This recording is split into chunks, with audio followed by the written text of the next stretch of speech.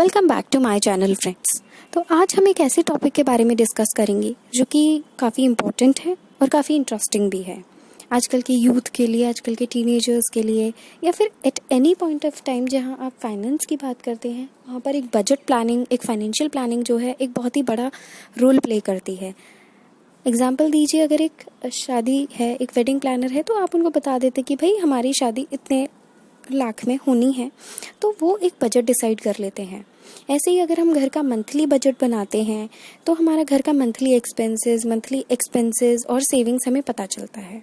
Similar is the case जब हम job करते हैं, हमारी अर्निंग्स कितनी भी हों, weather it is 10K, weather it is 25K, weather it is 55K और इवन 90K और 1 लाख, आप एक बजट प्लानिंग करेंगे तो इससे आपको एक एस्टिमेट रहेगा कि हाँ, आपका इतना परसेंटेज है यहाँ खर्च हो रहा है एक्सपेंडिचर्स में, एंड इतना परसेंटेज है आपका सेविंग्स में खर्च हो रहा है। तो बजट बेसिकली यही चीज़ है। अब बजट की अगर हम बात करें तो ये क्यों इम्पॉर्टेंट है, जैसा कि मैंने आपको बताया, एक प्लानिंग जो होती है किसी भी गोल को अगर आपको अचीव करना है, आप ऑब्वियसली जब आप जॉब करते हैं आपका गोल होता है भाई कि आपका खुद का घर होना चाहिए, गाड़ी बंगला रोटी कपड़ा मकान एंड ऑल दैट जो हम बोलते हैं। मनी इन्वेस्ट करना, मनी सेव करना, एफडीज आरडीज में सिप्स करना, पॉलिसीज़ लेना, तो ये सारी चीज़ें जो है आपकी बजट प्लानिंग में ही आती हैं। तो इम्पोर्टेंस आपका जो है फाइनेंशियल गोल का यही है कि आप जो आपके पास इनकम आ रही है उससे मैक्सिमम आउटपुट ले सकें अपनी सेविंग्स के तौर पर भी, and plus at the same time simultaneously आपकी जो लिविंग स्टैंडर्ड है वो भी इफेक्ट ना हो। तो बजट प्लानिंग बेसिकली इसलिए काम आती है, आपको ये करना भी चाहिए। अब हम बात करते हैं कि हम बजट प्लानिंग अचीव कैसे कर सकते हैं, हम अपना बजट, मंथली बजट कैसे पा सकते हैं। सबसे पहली चीज़ तो ये है, ये काफ़ी चीज़ों पे डिपेंड करता है, जैसे आप किस लोकेशन पे रह रहे हैं, ठीक है, क्योंकि कई जगह पर होता है खर्चा इतना आता है एंड कई जगह पर होता है कि जस्ट 1 से 2,000 का डाउनफॉल आ जाता है उस जगह पे। तो ये लोकेशन का बहुत बड़ा एक फ़र्क होता है जब आप बजट डिसाइड करते हैं। आपके जो एक्सपेंसेस हैं, जैसे आप कपड़े ख़रीद रहे हैं, आप कहाँ से ख़रीद रहे हैं, ब्रांड्स हैं या फिर स्ट्रीट साइड शॉपिंग में आप बिलीव करते हैं। इसके अलावा हुआ खाने का खर्च, आप टिफ़िन सेंटर से मंगा रहे हैं या आपका खुद का राशन आ रहा है, तो आपको एक एस्टिमेट रखना है उसका कितना आ रहा है। So just do one thing, जितनी भी आपकी सैलरी है just divide it into 80% and 20% ratio. 80-20 का ये जो परसेंटेज है ये काफ़ी जगह वेल अप्लाइड है, काफ़ी जगह यूज़ हो जाता है, and even I also do the same thing to increase my savings. अगर आपकी 20% सेविंग्स आप रख रहे हैं, हर महीने सेट असाइड कर देते हैं उस फंड को कि भाई हाँ, ये वाला फंड है, इसको मुझे हाथ नहीं लगाना है, that is for my savings purpose. तो ये काफ़ी बेनिफिशियल होता है क्योंकि यही छोटी छोटी अर्निंग्स बन के आपको एक लमसम अमाउंट में पैसा मिलता है जो आप एक बार में कहीं लगा सकते हैं, राइट। अगर आप के एक्सपेंसेस काफ़ी कम है या आप बहुत ज़्यादा लैविश लाइफ नहीं जी रहे हैं, तो आप 60-40 का रेशियो ले लीजिए या 70-30 का रेशियो ले लीजिए। Depends on you that how much you are urging to सेव एंड हाउ मच यू आर अर्जिंग टू स्पेंड।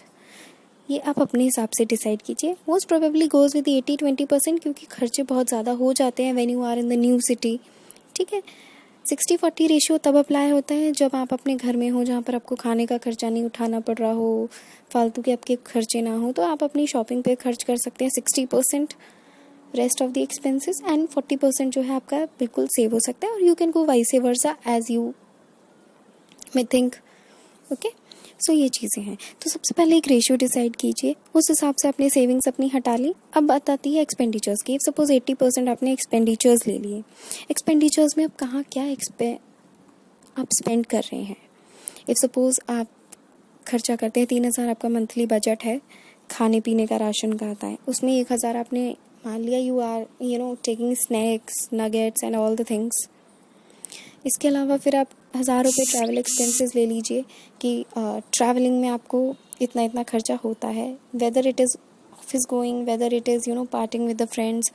2,000 का बजट है कि भाई कहीं पे भी आपको अर्जेंसी में बाहर जाना है, तो इस तरीके से एक अपना बजट प्लान कीजिए, उसको एग्जीक्यूट कीजिए।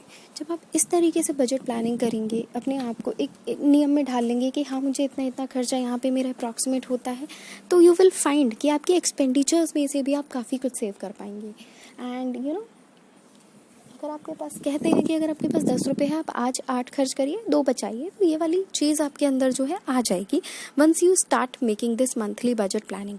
सैलरी आई, तुरंत एक नोटपैड बनाया, नोटपैड पे लिखा कि भाई हाँ इतना इतना मुझे अप्रॉक्सीमेट खर्चा है। फर्स्ट टाइम आप जब करेंगे तो आपको थोड़ा सा डिफिकल्ट लगेगा, जस्ट बिकॉज जब भी कोई भी पहली बार आप करते हैं तो आपको लगता है कि यार ऐसे कैसे मैं पैसे को अपने हाथ में बांध पाऊँगा, राइट।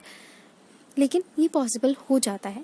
शुरुआत के 1 से 2 मंथ्स में आपको you will face difficulties, but after that when you are used to it ना, तो आप बहुत अच्छे से अपने आप को मैनेज कर पाएंगे। क्योंकि कई बार ऐसा होता है, बोला जाता है कि भाई इंसान अपनी कमाने से या जितनी उसकी सैलरी है उससे अमीर नहीं बनता है, वो कैसे खर्च कर रहा है इस चीज़ से अमीर बनता है। तो you need to think like a business minded person कि इतना रेशियो है, इतना पैसा मुझे बचाना ही है, नो मैटर व्हाट हैपन्स। हाँ, किसी को बहुत अर्जेंसी है then you can surely help, आपको इमरजेंसी है आप अपनी हेल्प भी कर सकते हो सेविंग्स के अमाउंट से। लेकिन एक सेव करना, एक छोटा सा पार्ट अगर आप अपनी सैलरी में से मंथली बेसिस पे निकालेंगे, सो यू विल फाइंड कि आप वाकई बहुत अच्छे से, एक आपकी सेविंग हैबिट है।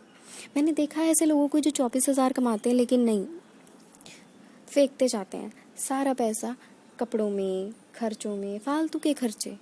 आई एम नॉट सेइंग कि क्लोथिंग एक आपकी बहुत इंपॉर्टेंट नहीं है, भाई शौक अपने अपने होते हैं। एज अ गर्ल अगर मैं बात करूँ, शॉपिंग मुझे भी पसंद है, but it should be a budget, like कि इस महीने अगर मेरी सैलरी आई so I will pick one branded suit that will be worth 1000 rupees या 2000, जो भी आपकी रेंज हो उस हिसाब से, ठीक है।